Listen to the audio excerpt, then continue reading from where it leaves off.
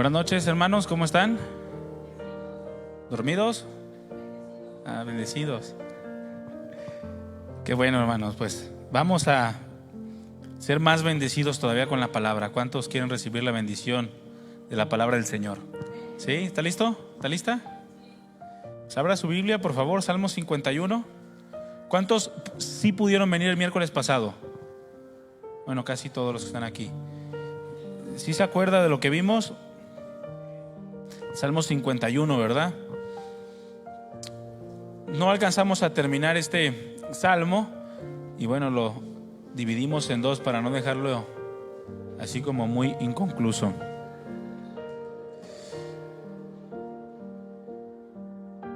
Y precisamente es lo que vamos a ver hoy, la parte 2 del Salmo 51, que refiere un salmo de arrepentimiento.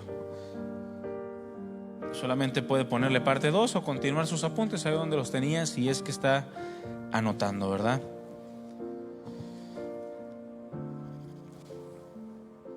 Como título de la enseñanza, lo que dijimos es que trataremos, o que el Salmo trata acerca de un verdadero arrepentimiento. Eso es lo que trata el Salmo 51.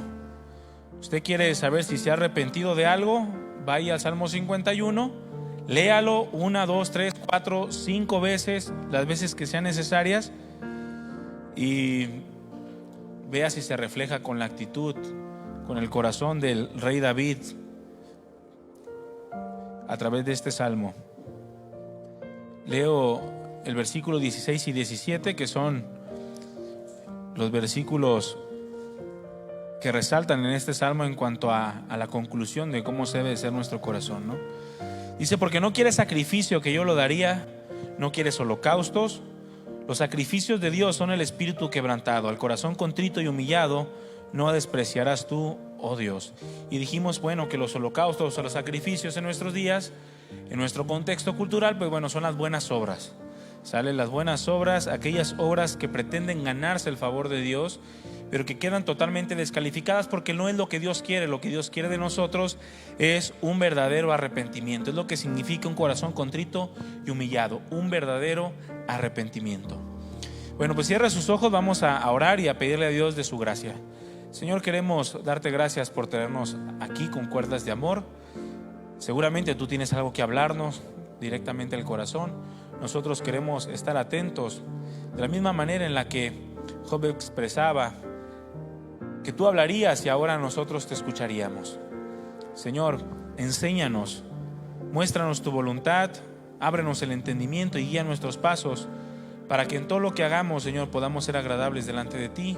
Pero sobre todas las cosas, que no ocultemos nada en nuestro corazón que sea desagradable delante de ti, Señor, de tu santidad.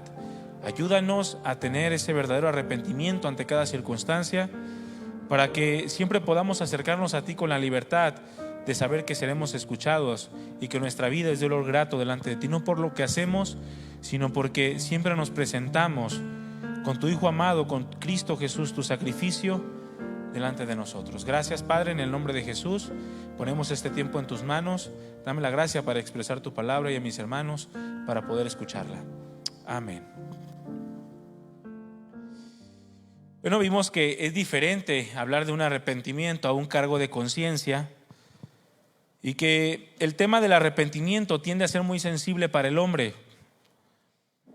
A veces nosotros confesamos que podemos arrepentirnos de ciertas cosas, pero comúnmente nos arrepentimos de las cosas que nosotros creemos que son graves al entendimiento humano o a nuestro propio entendimiento. Es difícil identificar aquellas pequeñeces que para el entendimiento humano no son relevantes, pero que si lo vemos a la luz de la palabra son cosas de las que Dios demanda nuestro verdadero arrepentimiento, la confesión de estos pecados. Dijimos que el arrepentimiento sincero resulta de una fe sincera o de una fe genuina. Sin una fe genuina no puede haber tampoco un arrepentimiento genuino, porque el arrepentimiento es un resultado de la fe. Si nosotros creemos superficialmente, nuestro arrepentimiento va a ser superficialmente, o en otras palabras, solamente sería un cargo de conciencia, y no esa necesidad de que Dios nos limpie, que Dios nos transforme, y esa necesidad de andar en vida nueva, ¿no? Pero bueno, dijimos que el Salmo surgió a raíz de aquel pecado cometido por el rey David, este hombre conforme al corazón de Dios, que en un momento de ociosidad y de descuido terminó cometiendo un adulterio, y tratando de encubrir ese adulterio terminó por asesinar al esposo de esta mujer, a la cual después tomó como esposa. Y bueno, vemos la misericordia del Señor en todo esto, porque también de esta unión entre entre David, y Betsabé, pues viene el Señor Jesucristo, ¿verdad? Es la línea de donde viene el Señor Jesús. Dijimos que el Salmo está dividido en algunas secciones, 5 secciones para ser exacto, las cuales nos hablan de aquellas características que debe de tener el verdadero arrepentimiento, aquellas características con las cuales nos debemos identificar nosotros cuando cometemos agravio delante de Dios, cuando pecamos. Repite conmigo: pecado. Pecado. A veces nos da temor decir la palabra pecado cuando la estamos trabajando en nosotros mismos, ¿no? No, me equivoqué. No, cometí un error. No, cometí una falta. Y nos cuesta trabajo decir cometí un pecado, porque eso es lo que transgrede la ley de Dios. Pecado, lo que transgrede su santidad, lo que va en contra de su voluntad. Pecado. Platicaba con mi esposa acerca de este salmo, y mi esposa, a ver si no me regaña porque les digo, pero me decía que cada vez que leía este salmo, mi esposa se le conmovía el corazón. Decía: siempre me hace llorar este salmo, porque se refleja el dolor de David a través de este salmo. Un dolor intenso por haberle fallado a Dios, por haber cometido un agravio en contra de Dios. Y eso es lo que nosotros debemos experimentar también cuando nosotros pecamos, hermanos: dolor en el corazón. Un dolor tan profundo que nos lleve a humillarnos delante del Señor. Vimos las diferencias o algunas diferencias entre el cargo de conciencia y el arrepentimiento. ¿Sí las anotó? ¿Sí las recuerda? Para que, es más, anótelas, mándelas imprimir en un cuadro y póngalos en donde usted más esté, para que usted identifique cuando solamente está teniendo cargo de conciencia, para que no acumule pecado, porque dijimos que el acumular pecado deteriora nuestra vida espiritual, nos va haciendo insensibles. Pecados que no confesamos son pecados que no son perdonados, porque el requisito del perdón pues es el arrepentimiento. Dios perdona nuestros pecados cuando nos arrepentimos, pero si no nos arrepentimos, entonces es pecado acumulado, y eso va deteriorando nuestra vida espiritual. Podemos ocultarlo en el momento, ¿no? En el momento podemos ocultar los pecados. ¿Cuántos han ocultado pecado? No levante su mano, simplemente medítelo.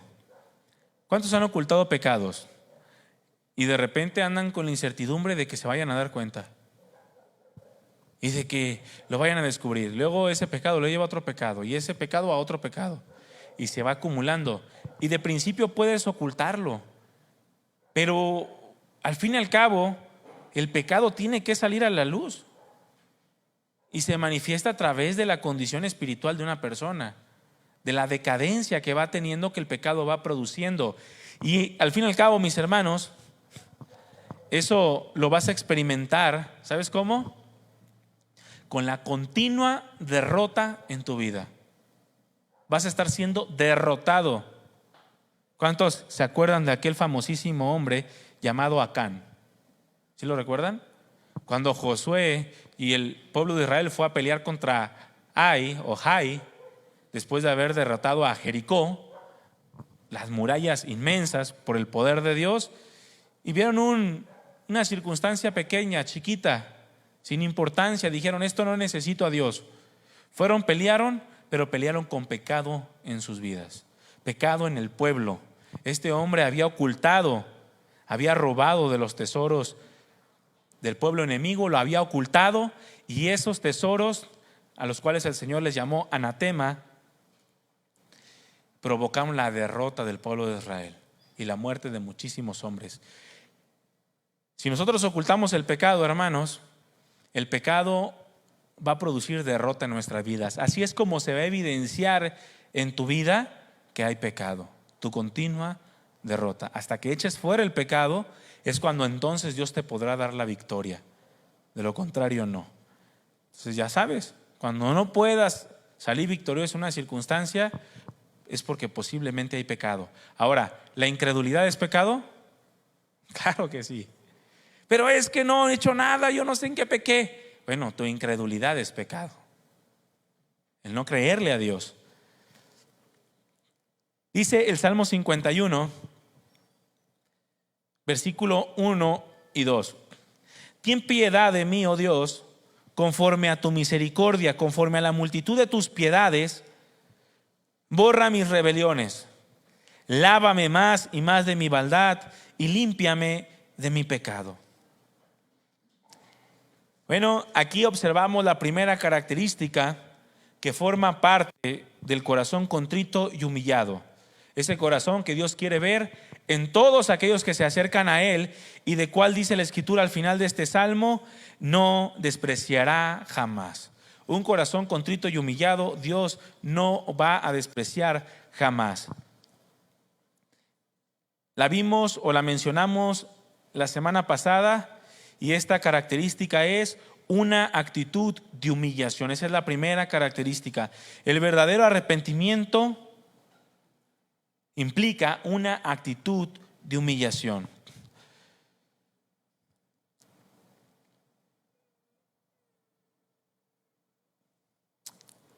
Fíjeselo como lo menciona la Nueva Versión Internacional. Ten compasión de mí, oh Dios, por haber cometido, dice, ten compasión de mí, oh Dios, conforme a tu gran amor, conforme a tu inmensa bondad, borra mis transgresiones, lávame de toda mi maldad y límpiame de mi pecado. Esta es la principal característica que tiene que haber en una persona que verdaderamente se ha arrepentido. Se humilla delante de Dios y se humilla delante de aquel a quien cometió la transgresión también. Alguien que se arrepiente verdaderamente es aquella convicción de que por lo que hicimos no merecemos que Dios nos mire o que Dios nos voltee a ver. Merecemos que Dios voltee su rostro de con nosotros. ¿Se acuerda lo que pasó con el Señor Jesucristo cuando estuvo en la cruz? ¿Cuáles fueron las penúltimas palabras del Señor Jesucristo? Dios mío, ¿por qué me has abandonado? ¿Por qué me has desamparado? Después dijo: consumado es, y entregó el Espíritu. El pecado merece que el Señor voltee su rostro de con nosotros. Cuando tú pecas, cuando yo peco, no merecemos que Dios nos voltee a ver. El pecado aleja a Dios. Pero bueno, por eso vino a Jesucristo a morir, para que esas palabras que el Señor dijo: ¿por qué me has desamparado?, ninguno de nosotros las tengamos que decir, los que creemos, para no sentirnos jamás abandonados ni desamparados por Dios cuando mantenemos una actitud de humillación. Porque Dios da gracia a los humildes, dice la Escritura. Tenemos que tener esa convicción de que no merecemos que Dios nos voltee a ver, pero al mismo tiempo tenemos que desear ese perdón y esa restauración de parte del Señor. Fíjese, el verdadero arrepentimiento se humilla. ¿Sabe por qué? Porque sabe que no puede depender de sus propias obras. Cuando alguien se arrepiente de corazón, se humilla porque sabe que sus propias obras no lo pueden defender. Sus propias obras no lo pueden justificar. No depende de las buenas acciones que él o ella hace.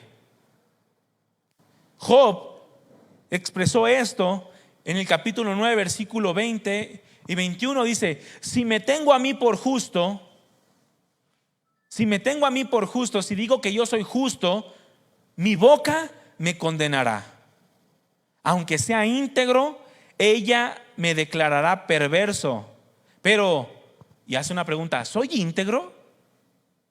Ni yo mismo me conozco. Desprecio mi vida, dice Job.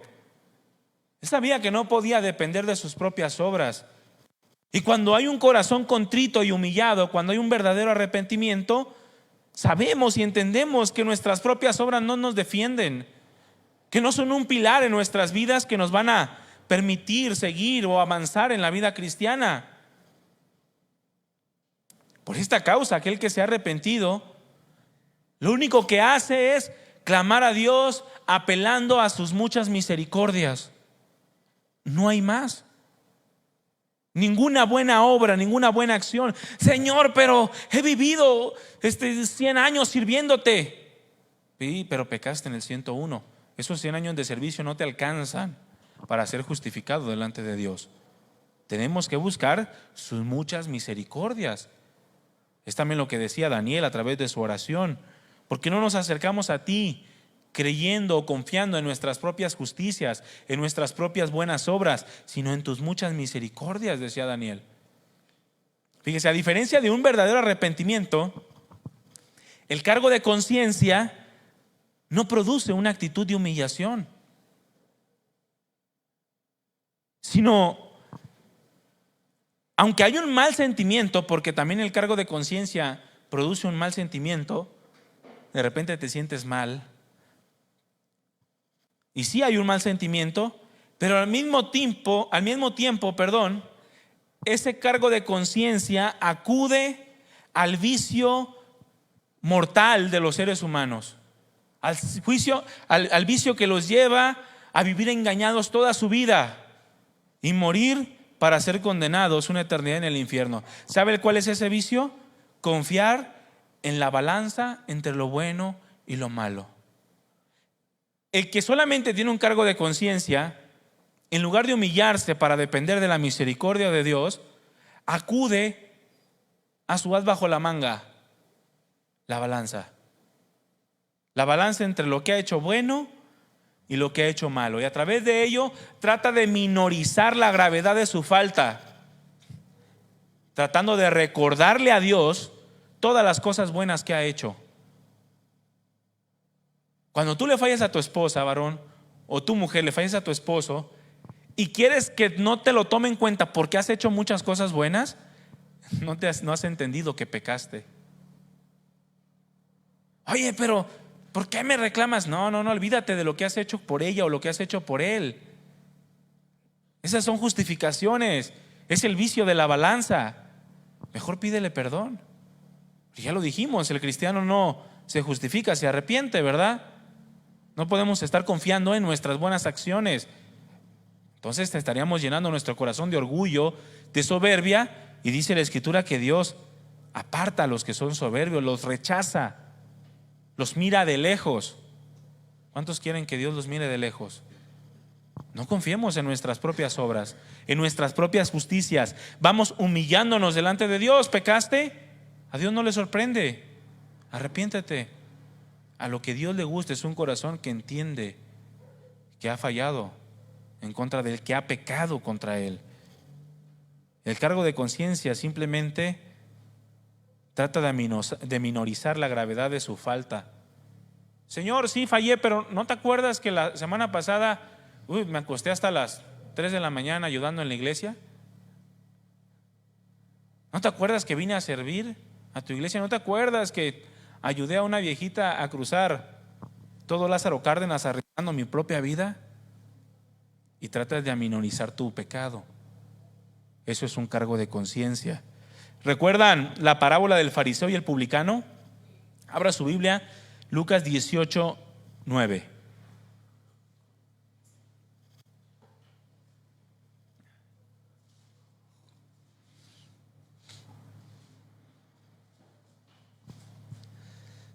Lucas 18:9.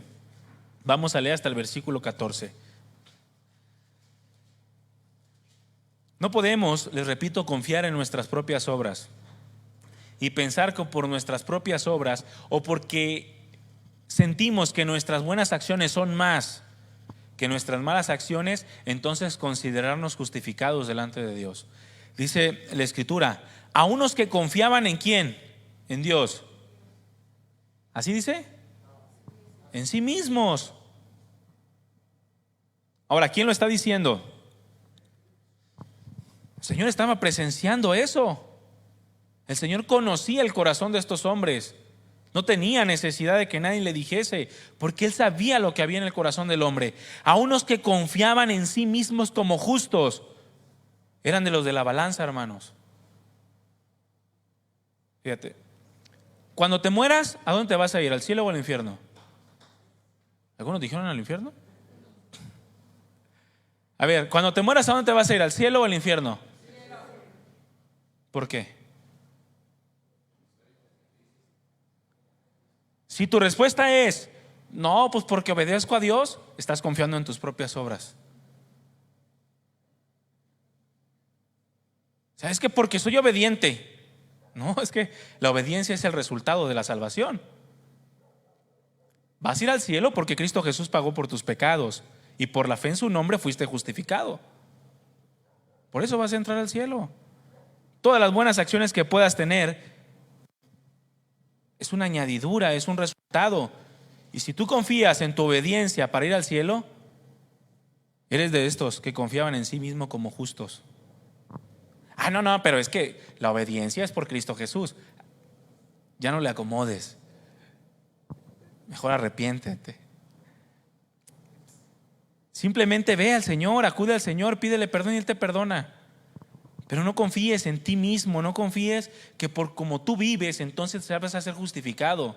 No, dice, y menospreciaban a los otros. Les dijo también esta parábola. 2 hombres subieron al templo a orar. Y acuérdate que estos 2 hombres simplemente nos reflejan los 2 tipos de condiciones que puede haber en la humanidad. No hay más, no hay intermedios. O eres alguien que depende completamente de Dios, o eres alguien que depende completamente de ti, de tus propias acciones. 2 hombres subieron al templo a orar. 2 hombres se querían acercar al Señor Jesucristo, a Dios. Uno era fariseo y el otro era publicano. El fariseo, puesto en pie, este fariseo representa toda la vida religiosa que puede existir en el mundo, oraba consigo mismo de esta manera: Dios, te doy gracias porque no soy como los otros hombres, ladrones, injustos, adúlteros, ni aun como este publicano. Ayuno 2 veces a la semana, doy diezmos de todo lo que gano. Le estaba recordando a Dios que por todas estas buenas acciones merecía su perdón. Señor, acuérdate de todo lo bueno que yo he hecho. Acuérdate. Mas el publicano, estando lejos, no quería ni aún alzar los ojos al cielo, sino que se golpeaba el pecho diciendo: Dios, sé propicio a mí, pecador. Simplemente le pidió misericordia a Dios. No hay nada que yo te pueda ofrecer, porque no quieres holocaustos que yo los daría, no quieres sacrificios. Lo que tú quieres es un corazón verdaderamente arrepentido, contrito y humillado. Porque cualquiera que se enaltece será humillado, y el que se humilla será enaltecido.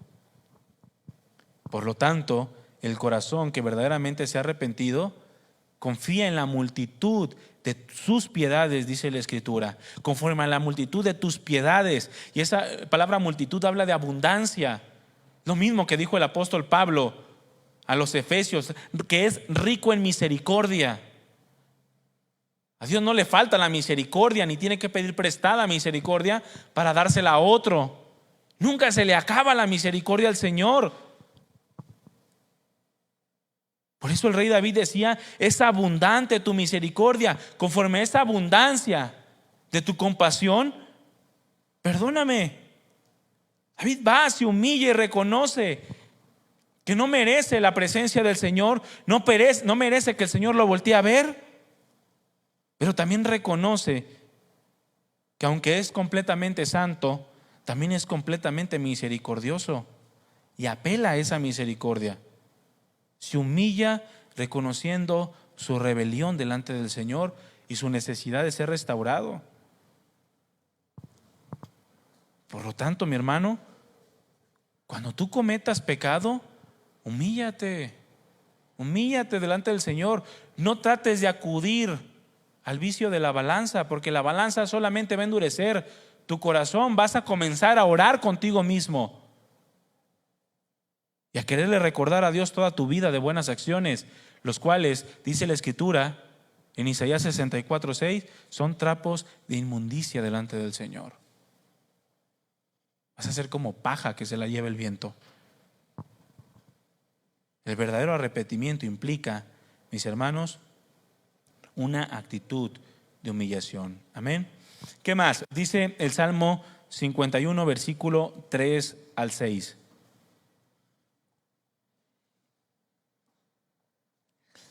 Porque yo reconozco mis rebeliones. Yo reconozco mis rebeliones y mi pecado está siempre delante de mí.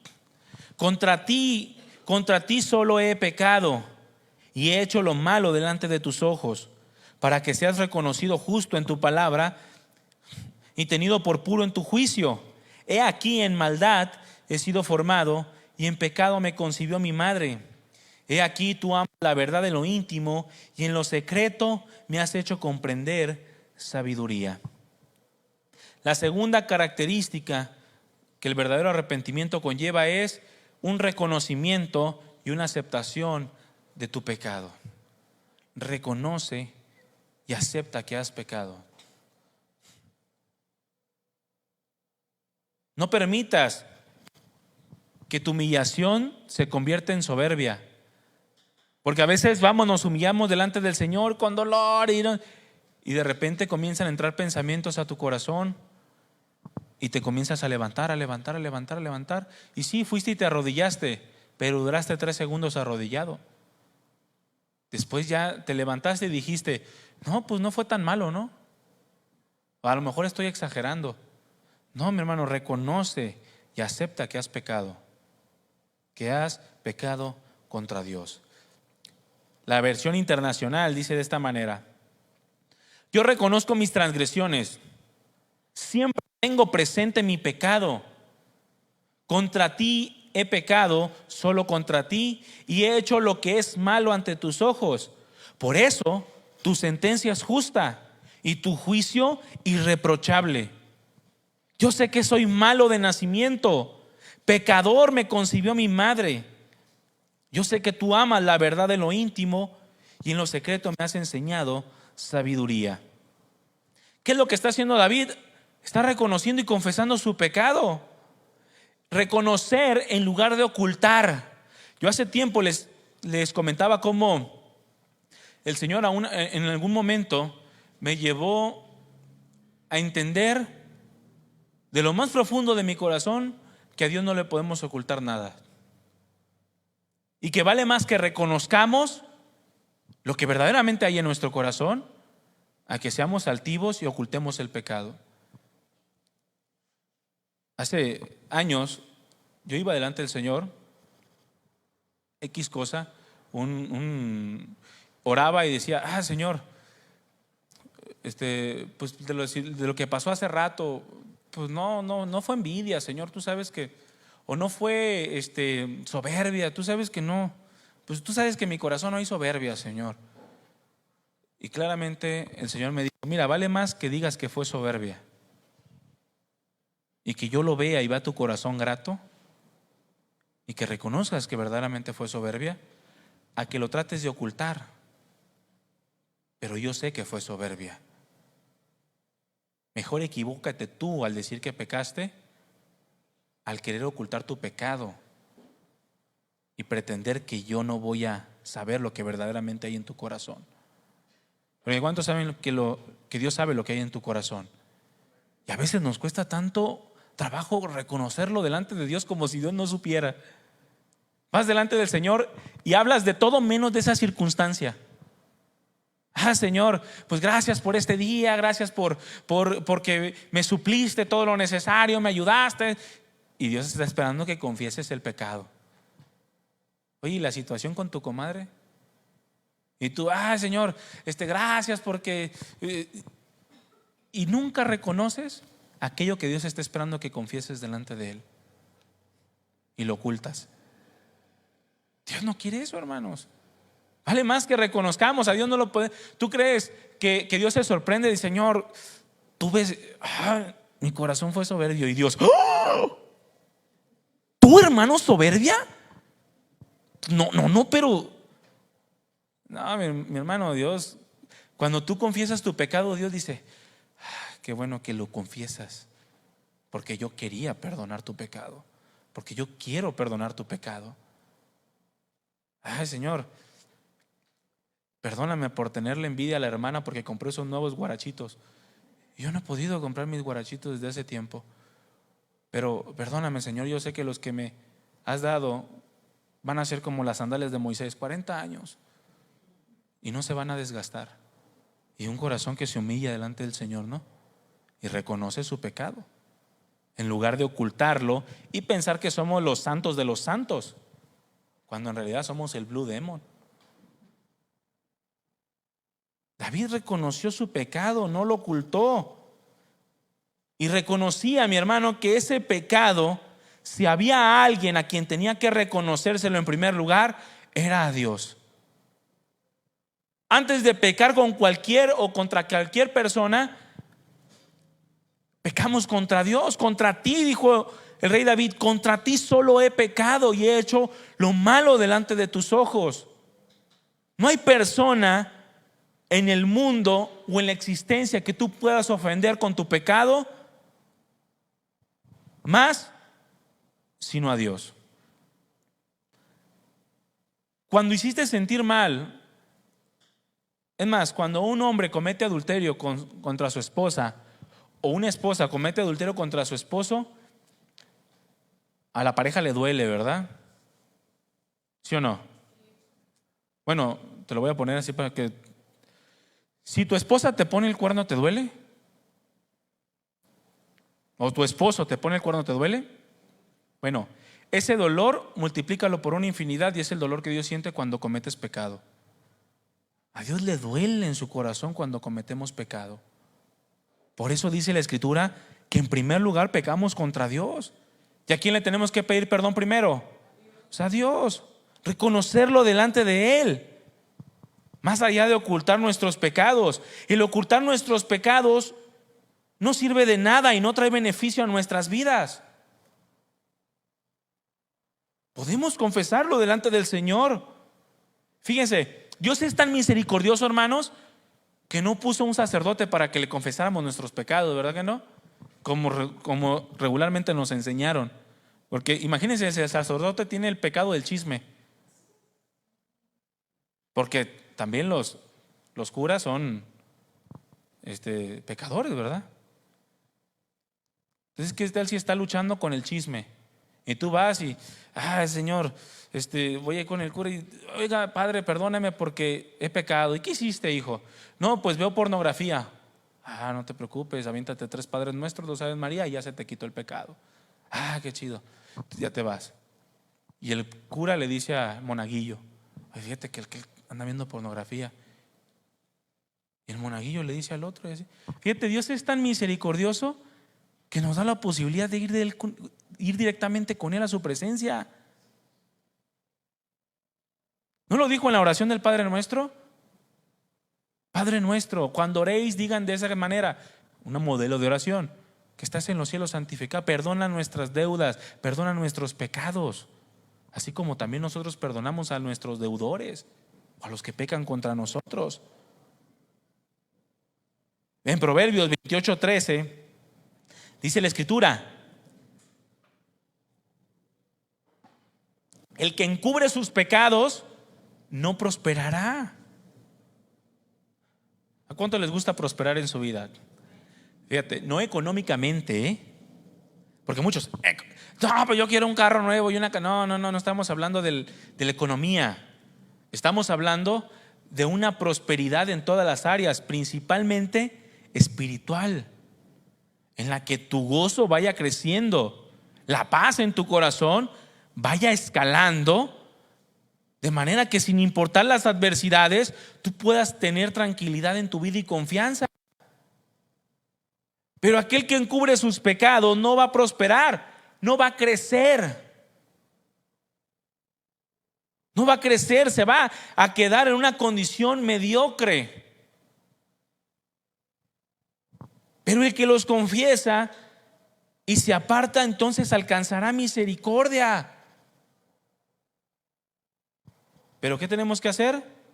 Confesarlos y apartarnos del pecado.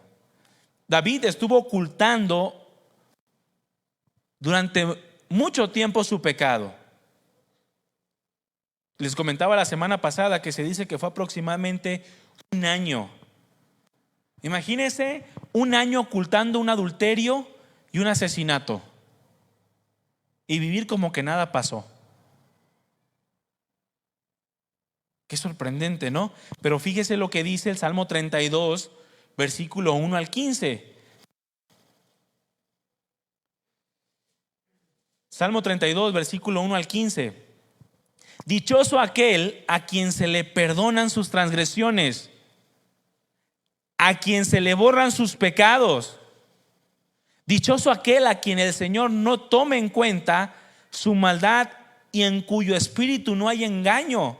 Y dice el versículo 3: mientras guardé silencio, mis huesos se fueron consumiendo por mi gemir de todo el día.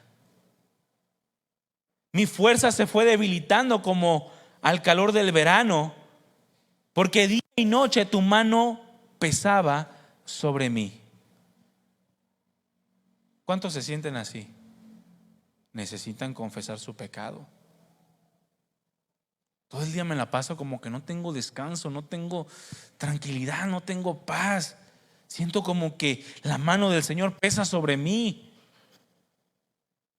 Me estoy consumiendo.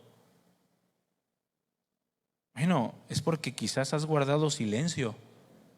Has ocultado el pecado en lugar de confesarlo delante de Dios, en lugar de reconocerlo y confesar tu pecado. Aceptar que has pecado contra Dios. Versículo 5: pero te confesé mi pecado y no te oculté mi maldad. Me dije: voy a confesar mis transgresiones al Señor. ¿Y qué pasó? Y Dios lo consumió y le dijo: te vas a ir al infierno. ¿Verdad que no? ¿Cuál es el corazón de Dios? Perdonaste mi maldad y mi pecado. ¿Por qué no confesar entonces? ¿Por qué no reconocer y aceptar que pecamos contra Dios e ir delante de Él confesando nuestros pecados y esperar siempre que en su misericordia Él nos perdone y borre nuestras rebeliones?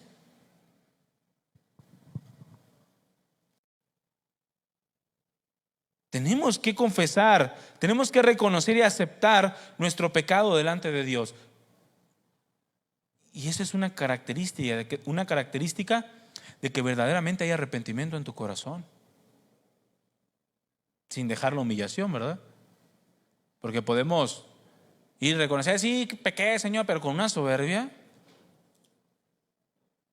No, te humillas primero y después reconoces y aceptas tu pecado. Sí, pequé, Señor, perdóname, no sé qué hacer. No sé si me escuchas, incluso porque mi pecado fue tan grande delante de ti, pero yo sé que eres misericordioso. Nehemías, en el capítulo 1, entiende esta actitud que debe de tener delante de Dios. Y hace una oración en el versículo 5 y versículo 6 que precisamente nos hablan de cuál es el corazón que debemos de tener cuando entendemos que hemos pecado. Dice la escritura que llegó un hombre y le dijo a Nehemías cómo estaba toda la ciudad, cómo estaban los muros derribados y todo eso. Y dice que en el versículo 5, y dije: te ruego, oh Jehová, Dios de los cielos, fuerte, grande y temible, que guarda el pacto y la misericordia a los que le aman y guardan sus mandamientos. Esté ahora atento tu oído y abiertos tus ojos para oír la oración de tu siervo. ¿Qué está haciendo Nehemías? Se está humillando. Está humillando, está reconociendo la grandeza de Dios, pero también la bajeza de ellos. Te ruego que esté ahora atento tu oído y abiertos tus ojos para oír la oración de tu siervo que hago ahora delante de ti día y noche por los hijos de Israel, tus siervos. ¿Y qué hizo? Y confieso los pecados de los hijos de Israel que hemos cometido contra ti. Sí, dice, yo y la casa de mi padre hemos pecado. Hemos pecado. No había excusas, hermanos. Nehemías entendía que la decadencia espiritual del pueblo de Israel y aún la decadencia natural que le había sobrevenido al pueblo era por causa de ocultar los pecados delante de Dios. Porque aún Dios les dio una forma en la cual sus pecados podían ser cubiertos a través de los sacrificios que apuntaban a Cordero de Dios, a Jesucristo. Pero ni aún en eso pudieron honrar a Dios. Y comenzaron a ocultar sus maldades y a rechazar a Dios. Hasta que llega este hombre, se humilla delante de Dios, confiesa sus pecados e inmediatamente apela a la misericordia y a la gracia de Dios para ser restaurado, para ser restaurada la ciudad. Y esa es la tercera característica que nos muestra este salmo. El verdadero arrepentimiento busca el perdón y la restauración de su vida. Ojo, muchos se quedan solamente en el reconocimiento y aceptación de sus pecados y se acuerdan y comienzan a darse golpes de pecho. Por mi culpa, por mi culpa, por mi grande culpa. Y ahí se quedan. No buscan el perdón y la restauración. No creen que pueda haber restauración para ellos. Eso no agrada a Dios, hermanos. Que tú te quedes cargando tu propio pecado no agrada a Dios. Es incredulidad delante de Él ante el sacrificio del Cordero que derramó su sangre por ti. Y no sé si cada uno de ustedes ha pasado por esto, pero la realidad es que yo en algún momento de mi vida antes de conocer a Cristo Jesús, yo cargaba con mis propios pecados. Y sí iba delante del Señor y le pedía perdón quizá, pero yo no podía creer que me pudiera perdonar. ¿De qué sirve confesarle nuestros pecados a Dios si al final no podemos creer que nos puede perdonar? El versículo 7 de Salmo 51 al versículo 12 dice lo siguiente: purifícame con hisopo y seré limpio. Lávame y seré más blanco que la nieve. Es decir, quita la suciedad de mi vida. El pecado me ensució, pero tú puedes limpiarme. Tú puedes limpiarme. Lávame y seré más blanco que la nieve. Hazme oír gozo y alegría, y se recrearán los huesos que has abatido. Y esta frase, hazme oír gozo y alegría, lo único que significa es: hazme saber que me perdonaste. No hay cosa que pueda producir más grande gozo en nuestro corazón que escuchar al Señor: tus pecados te son perdonados. Es algo hermoso, hermanos. Escuchar, decir al Señor, o como lo compartí el domingo, como el Señor le dijo a aquella mujer adúltera: ni yo te condeno, vete y no peques más. ¿Y a cuántos el Señor no le dijo: tus pecados te son perdonados? Hazme oír gozo y alegría, y se recrearán los huesos que has abatido. Esconde tu rostro de mis pecados y borra todas mis rebeliones, todas mis maldades. Crea en mí, oh Dios, un corazón limpio, y renueva un espíritu recto dentro de mí. No me eches delante de ti y no quites de mí tu Santo Espíritu. Vuélveme el gozo de tu salvación, y espíritu noble me sustente. David, recordemos que David había visto cómo Saúl había sido desechado, ¿sí o no? David fue testigo de cómo Dios desechó a Saúl y le envió espíritus que lo atormentaran a causa de su desobediencia. David tenía el mismo temor, pero a diferencia de Saúl, Saúl nunca tuvo un verdadero arrepentimiento. El corazón de Saúl se había endurecido. Se había endurecido y no había para él perdón. Y yo les digo, hermanos, no hay perdón, no hay pecado, perdón, que Dios no pueda perdonar. No hay pecado que Dios no pueda perdonar. Y aquí en algún momento surge la duda, ¿no?, acerca de la blasfemia contra el Espíritu Santo. Algunos hermanos me comentaban, oye, ¿y qué hay de la blasfemia contra el Espíritu Santo? Bueno, si leemos bien, dice la Escritura, cualquier pecado y blasfemia contra el Hijo del Hombre le será perdonada. Pero la blasfemia contra el Espíritu Santo no le será perdonada ni en este siglo ni en el venidero. O sea, ni cuando Jesucristo estaba en esta tierra, ni ninguno de los siglos venideros. O sea, en toda la existencia de la humanidad. Pero la blasfemia contra el Espíritu Santo no es en sí un pecado como una transgresión de la ley, sino es una condición del corazón. Alguien que blasfema contra el Espíritu Santo comete el pecado imperdonable porque su condición está endurecida contra Dios.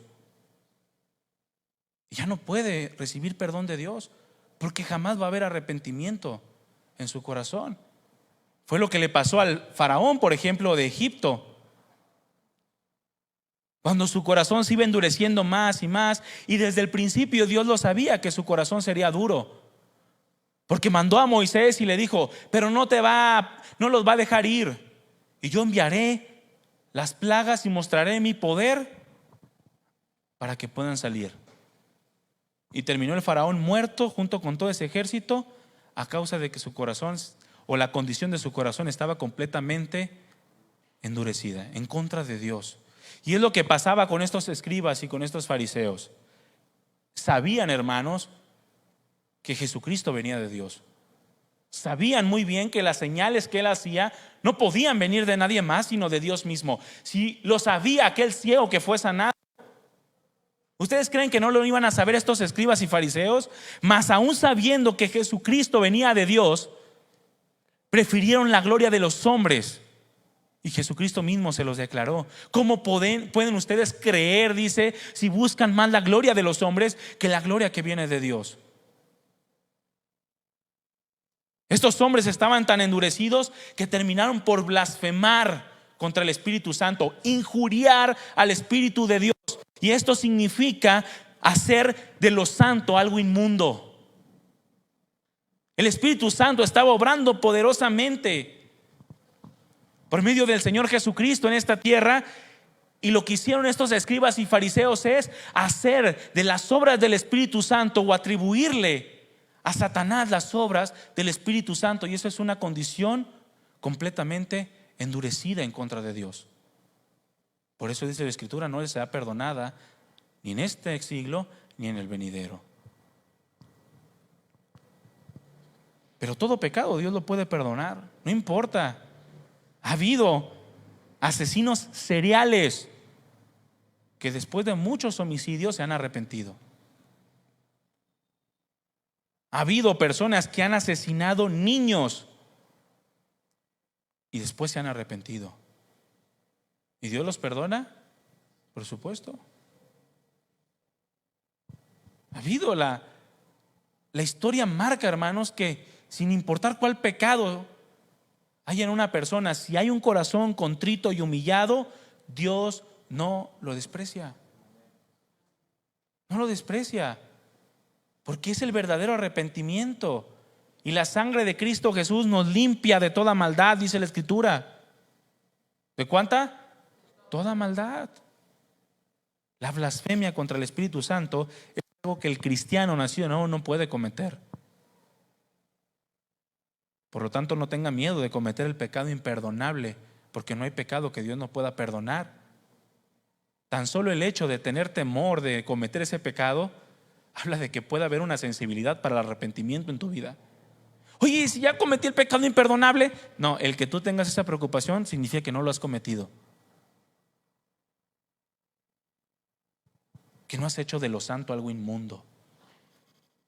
Incluso hay personas que han blasfemado en contra de Dios. Yo les conté la historia de cómo un muchacho en la plaza íbamos y le evangelizábamos, y por varias ocasiones me recibió la palabra, y un día llegó y me dijo que ya no le hablara, que estaba enojado contra Dios y que hasta groserías le había dicho a Dios. Me dijo, hasta ya le dije groserías a Dios. Y mi reacción fue, no, a ver, tranquilo, ¿por qué estás así? Me empezó a explicar, lo empecé a ministrar. La siguiente semana lo vi y dijo, ya me puse a cuentas con Dios, ya le pedí perdón por todo lo que hice, sé que Dios me perdonó y me siento con gozo, me siento con alegría. El Señor está haciendo cosas en mi vida. Por tanto, la blasfemia contra el Espíritu Santo tampoco es decirle groserías a Dios, que el decirle groserías a Dios es algo muy fuerte, pero aún eso puede ser perdonado si hay un corazón que busca el perdón y la restauración en su vida, que se humilla, reconoce y acepta su pecado y al mismo tiempo busca el perdón y la restauración en su vida, hermanos. David había entendido que solamente Dios podía limpiarlo, nadie más, ni sus buenas obras, ni los sacrificios, ni los holocaustos. El único que podía limpiarlo de toda su maldad era Dios. ¿Quién podrá hacer limpio lo inmundo?, dijo Job. Nadie. Nadie. Para que alguien pueda limpiar lo sucio, tiene que estar completamente limpio. Y el único que está completamente limpio es Dios. David lo había entendido, y había entendido que en la condición en la que se encontraba, si no era limpiado de ese pecado, no podía tener una relación más con Dios. Había algo que le estorbaba y él lo sabía y lo entendía, y necesitaba que Dios lo perdonara y restaurara su vida para entonces poder tener aquel gozo que sintió la primera vez que se pudo acercar a Dios, a tener una comunión con Él. David entendió que en pecado no podía acercarse a Dios, hermanos, y muchos viven en pecado y siguen pensando que tienen una buena comunión con Cristo. ¿Conoce gente así? Por eso le digo, sálgase a evangelizar, para que se dé cuenta de la condición del hombre. O incluso muchos cristianos viven en pecado pensando que siguen teniendo una comunión con Dios. Hermanos, yo conocí o supe de personas que estando en adulterio, pegándole a su esposa, andando de parranda e incluso drogándose, ministraban en la alabanza. No aquí, porque nada más es Iván y Andrés, ¿verdad? Ellos son santos de los últimos tiempos. Pero imagínense, personas que viven en pecado y siguen pensando que tienen una comunión con Dios. Eso es imposible. El pecado no nos permite acercarnos libremente a Dios. Tenemos que confesar nuestros pecados. David lo entendía, por eso dice: vuélveme el gozo de tu salvación. Anúnciame el gozo, anúnciame gozo y alegría, y se recrearán aquellos huesos que has quebrantado a causa de tu santidad. Borra mi maldad y crea en mí un corazón limpio, dijo David. No me alejes de tu presencia ni me quites tu Santo Espíritu. Y termina diciendo que un espíritu obediente me sostenga. Porque entendía que mientras callaba y seguía callando, su cuerpo se iba desvaneciendo, se iba deteriorando, su vida espiritual se iba quedando en la nada. No sé si se los dije la semana pasada, pero tarde o temprano tu condición espiritual va a salir en amargura. Oye, ¿por qué todo el tiempo ya estás enojado o enojada? Pues no sé, estás viendo cómo está el mundo y tú quieres que viva feliz. O como por ahí dijo un cristiano en algún momento, hace mucho tiempo, y cuando lo dijo, yo dije, sí es cierto. decía, es que no hay motivos para ser felices. Ve la condición de los hombres, se están perdiendo las almas. ¿Tú crees que hay motivos para ser felices? Y yo decía, estaba chavo, ¿no? Y decía, no, sí es cierto. Y me agüité. Perdí la felicidad. Pero no, mi hermano, la Escritura nos dice que el Señor es nuestro gozo y nuestra más grande alegría. ¿Cómo no va a haber motivos para ser felices si el Señor dio su vida por nosotros? ¿Cómo podemos estar con la presencia del Señor en nuestra vida y estar amargados? La amargura es un producto del pecado, no de la comunión con Dios. Y muchos viven así, pecando y haciendo como si nada pasara, como aquel tipo, ¿no?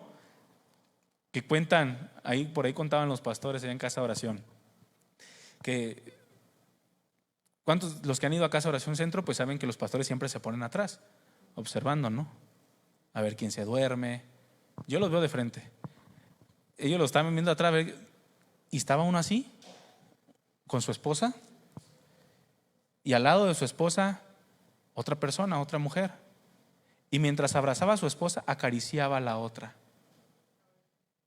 Le acariciaba su hombro, su cuerpo, pero sensualmente. ¿Qué tipo tan más? ¿Qué palabra, hermanos? Ustedes díganla para yo no pecar. Así, y lo veían y lo veían, al final lo agarraron. Oye, ¿qué te pasa? ¿Creen que verdaderamente hay un arrepentimiento en este hombre? Un corazón duro, hermanos. David no podía seguir viviendo de esa manera. Se estaba consumiendo por dentro. Y en la misericordia de Dios manda a un profeta para que ya saque todo lo que trae dentro, porque se estaba deshaciendo por dentro. Lo entiende, se humilla delante del Señor, reconoce y acepta su pecado e inmediatamente busca el perdón y la restauración en su vida y le pide al Señor que lo limpie, porque si sigue sucio va a terminar muriéndose a causa de la decadencia que el pecado le estaba produciendo. Entiende que la limpieza de su pecado solamente puede provenir de parte de Dios. Así nosotros, hermanos, no puede haber perdón en tu vida sin un arrepentimiento, porque ese perdón fue comprado por Cristo a través de que Él pagó con su sangre todos nuestros pecados. La limpieza del pecado es solo a través de la sangre de Cristo Jesús derramada en esa cruz. Nada más. En Hebreos capítulo 9, versículo 13,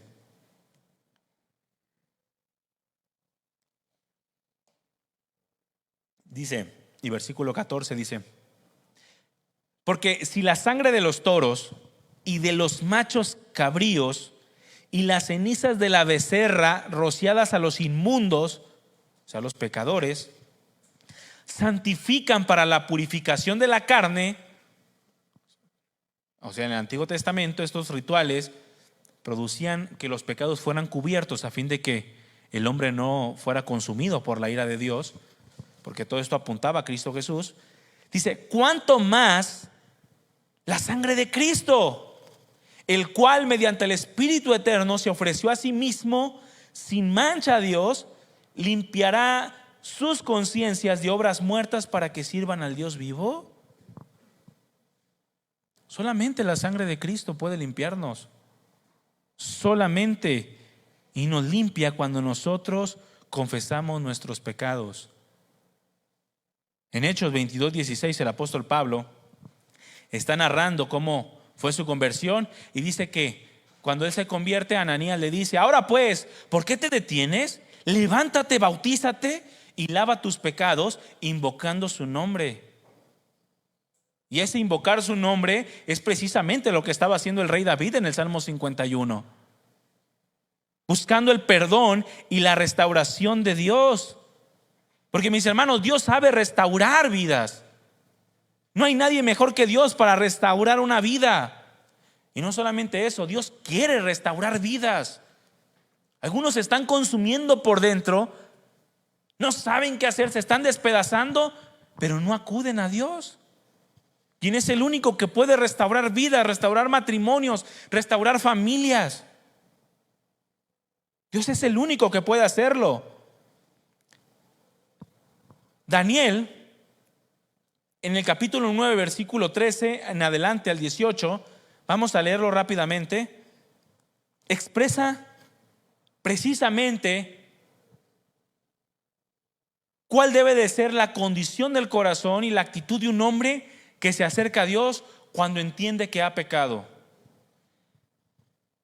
Y si se fija, estas oraciones como la de Nehemías que leímos hace un momento y la de Daniel y muchas otras que están expuestas en la palabra del Señor, igual que la oración de David en el Salmo 51, competen a hombres espirituales, hombres que buscan de todo su corazón a Dios, que no andan jugando al cristiano, sino que verdaderamente les importa la opinión que Dios tiene de ellos, que les importa verdaderamente la comunión que pueden alcanzar con nuestro Creador y nuestro Salvador. No andan jugando a pertenecer al pueblo de Dios, como lo hacían los escribas y fariseos. Daniel 9:13, como está escrito en la ley de Moisés, toda esta calamidad ha venido sobre nosotros, pero no hemos buscado el favor del Señor nuestro Dios. Entendemos que por haber quebrantado la ley de Moisés, por haber quebrantado tu palabra, por haber pecado contra ti, nos está aconteciendo todo esto que estamos viviendo. Pero aún así no hemos buscado el favor del Señor nuestro Dios, apartándonos de nuestra iniquidad y prestando atención a tu verdad. Por tanto, el Señor ha estado guardando esta calamidad y la ha traído sobre nosotros. Porque el Señor nuestro Dios es justo en todas las obras que ha hecho, pero nosotros no hemos obedecido su voz. Y ahora, Señor Dios nuestro, que sacaste a tu pueblo de la tierra de Egipto con mano poderosa y que te has hecho un nombre, como hoy se ve, hemos pecado, hemos sido malos. Oh Señor, conforme a todos tus actos de justicia, apártese ahora tu ira y tu furor de tu ciudad, Jerusalén, tu santo monte, porque a causa de nuestros pecados y de las iniquidades de nuestros padres, Jerusalén y tu pueblo son el oprobio de todos los que les rodean. Ahora, Dios nuestro, escucha la oración de tu siervo y sus súplicas, y haz resplandecer tu rostro sobre tu santuario desolado, por amor de ti mismo, oh Señor. Inclina tu oído, Dios mío, y escucha. Abre tus ojos y mira nuestras desolaciones y la ciudad sobre la cual se invoca tu nombre. Pues no es por nuestros propios méritos que presentamos nuestras súplicas delante de ti, sino por tu gran compasión. Qué oración tan más hermosa, hermanos. Qué oración tan más sorprendente, equiparable a la oración del rey David en el Salmo 51. Una oración que busca el perdón y la restauración de Dios.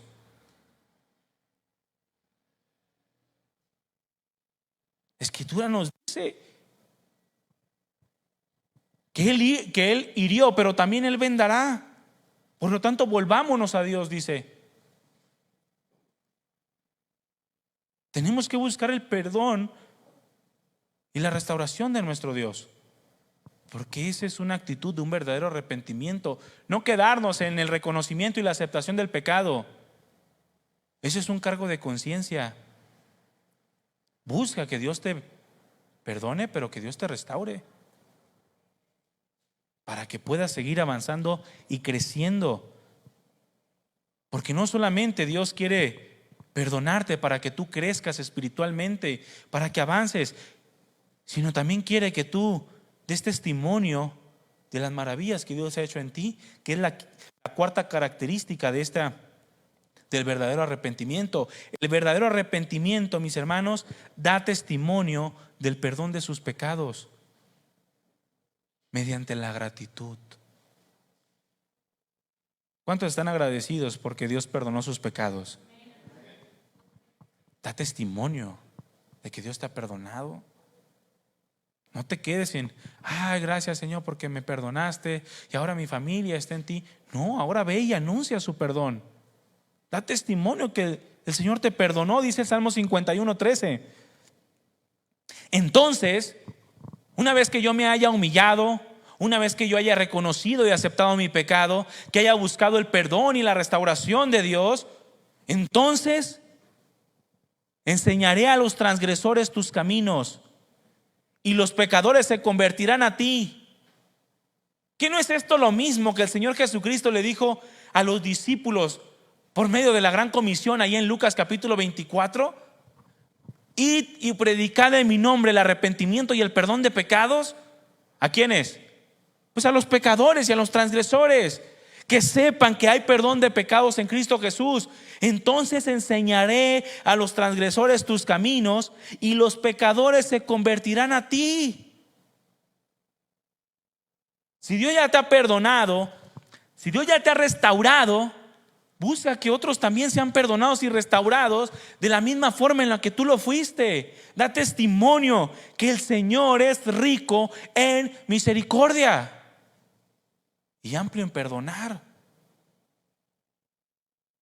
Líbrame de homicidios, oh Dios de mi salvación, y cantará mi lengua tu justicia. Señor, abre mis labios y publicará mi boca tu alabanza. Porque no quieres sacrificios que yo los daría, no quieres holocausto. Los sacrificios de Dios son el espíritu quebrantado. Al corazón contrito y humillado no despreciarás tú, oh Dios.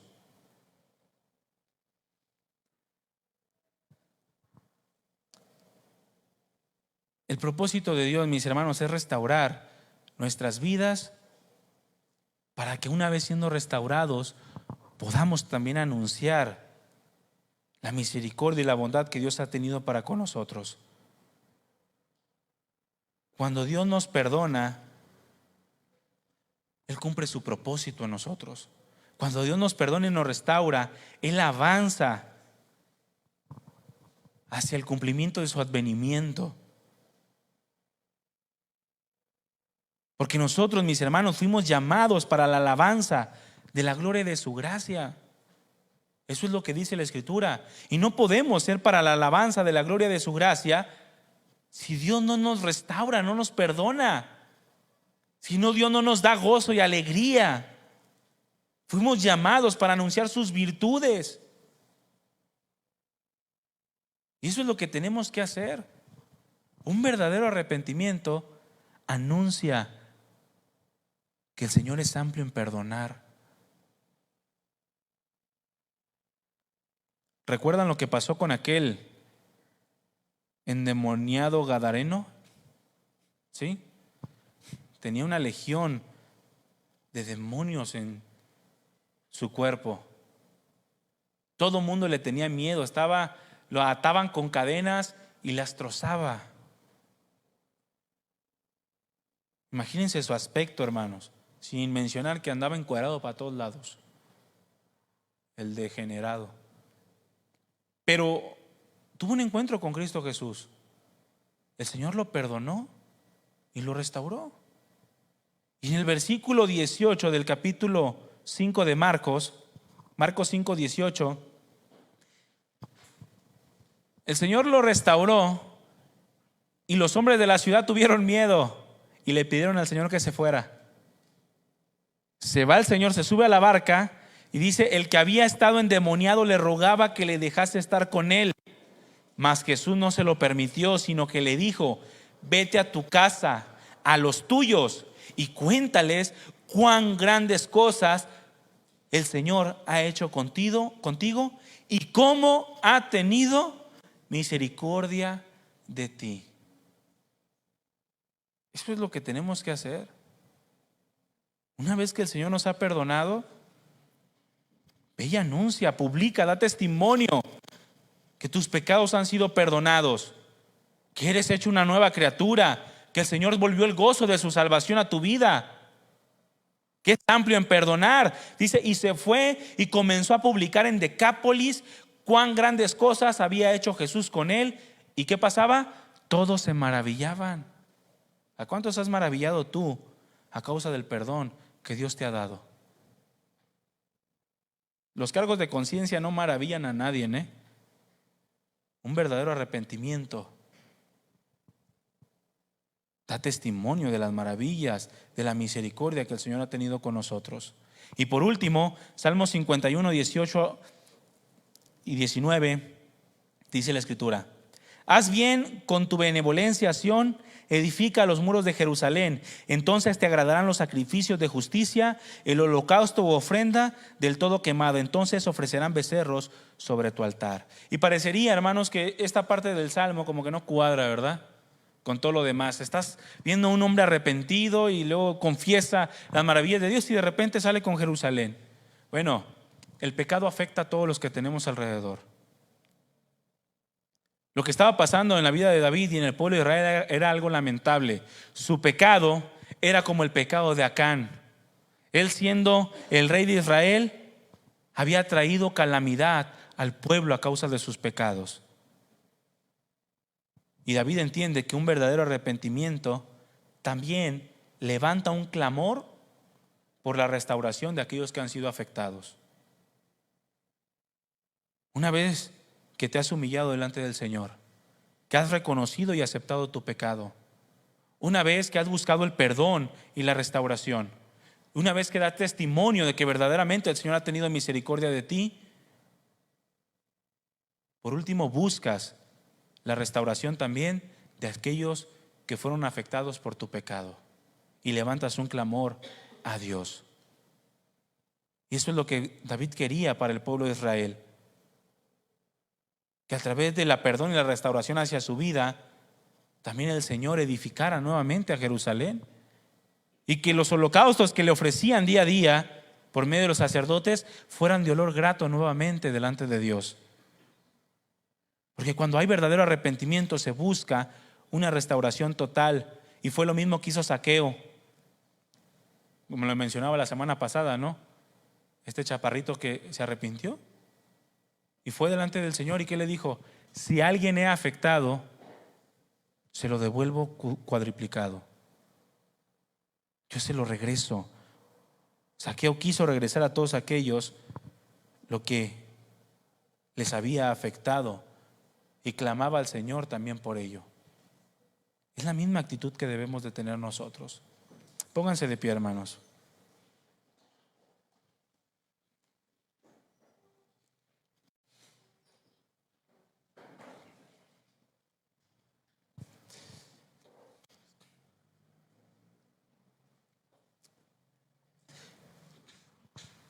Un salmo de arrepentimiento. Qué hermoso es este salmo. Hay mucho que sacar de este salmo, pero creo que con lo que el Señor nos ha hablado de la semana pasada y hoy, podemos comprender un poco más lo que es un verdadero arrepentimiento. Un verdadero arrepentimiento, y cuál debe de ser la actitud de mi corazón cuando yo cometo pecado delante de Dios. Recuerden, el pecado deteriora la vida espiritual. Si ocultamos nuestros pecados, por más pequeños que parezcan, al final van a salir a la luz, porque nuestra vida se va a ir deteriorando espiritualmente. Mas por medio del arrepentimiento, este don de Dios es un regalo de parte de Dios. Por medio de él podemos tener acceso continuo a la presencia del Señor para recibir de él la gracia para seguir caminando y buscando su santidad. Sin arrepentimiento, el pecado simplemente se convierte en un estorbo entre Dios y aquel que no se ha arrepentido. Es como aquel hombre que ora a Dios, pero sus oraciones están siendo estorbadas porque no trata bien a su mujer, porque no trata bien a su esposa, porque comete pecado y atenta contra la institución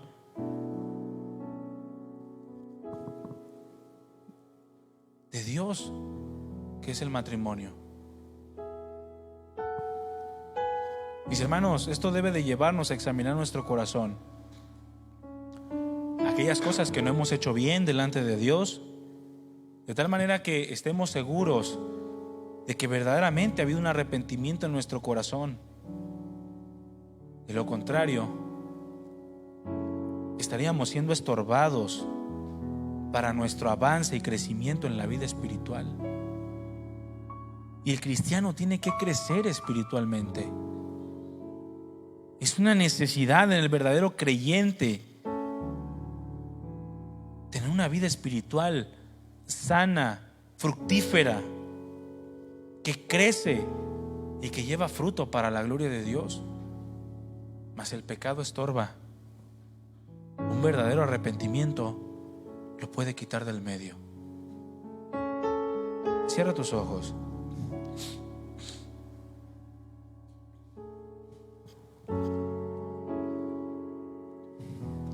Señor mío y Dios mío, nuestro Señor Salvador, gracias por ese don tan precioso que es el perdón de pecados. Sé y entiendo que costó tu sangre, amado Jesús. Costó tu sangre, tu sacrificio perfecto, sin mancha, para que pudiéramos tener un verdadero arrepentimiento en cada momento del día, ante cada circunstancia de nuestra vida, de manera que nada nos estorbe para seguir creciendo y avanzando. Sé que hay pecados que hemos ocultado, perdónanos. Quizá algunos los hemos ocultado tan profundamente que ya ni nos acordamos de ellos. Líbrame de los pecados que nos son ocultos. Líbranos, Señor. Tráelos a la memoria para que podamos confesarlos delante de ti,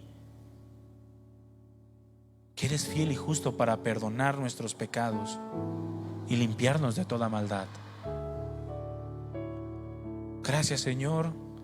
No queremos vivir vidas cristianas estancadas, o vidas cristianas que vayan avanzando como si tuviésemos un grillete unido a una bola de plomo a nuestros pies. Queremos avanzar en el fluir de tu Espíritu Santo en nuestras vidas, como miembros de tu cuerpo, como tu iglesia amada. Examínanos, amado Dios, y conoce nuestro corazón.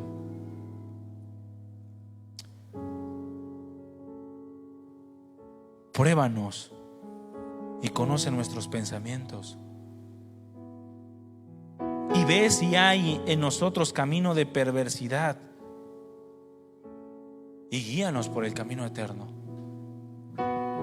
Gracias, Padre, gracias por tu palabra, que es perfecta, que va y como una espada de doble filo, e incluso más cortante que ello, va y penetra hasta partir el alma y el espíritu, las coyunturas y los tuétanos, y discierne las intenciones, los pensamientos del corazón.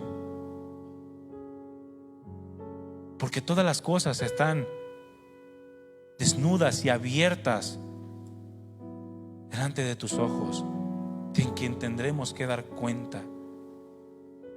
Y tú traerás toda obra a juicio, sea buena o sea mala. Ayúdanos, Señor, a vivir vidas santas, no porque no cometamos pecado, sino porque ante el pecado nos humillamos delante de ti, reconociendo y aceptando que en maldad fuimos formados, que hay lucha en nuestros miembros a causa del pecado, pero también buscando una restauración, un perdón y una restauración, a fin de que, habiendo sido perdonados, podamos proclamar alabanza a tu nombre y demos testimonio de tus maravillas. Señor, perdónanos y restaura nuestras vidas. Restaura la vida de mis hermanos. y también la vida de todos aquellos que han sido afectados por nuestros pecados. Gracias, Padre. Recibe toda la gloria eternamente y para siempre. En el nombre de Jesús. Amén. Amén. Le damos un aplauso al Señor, hermanos.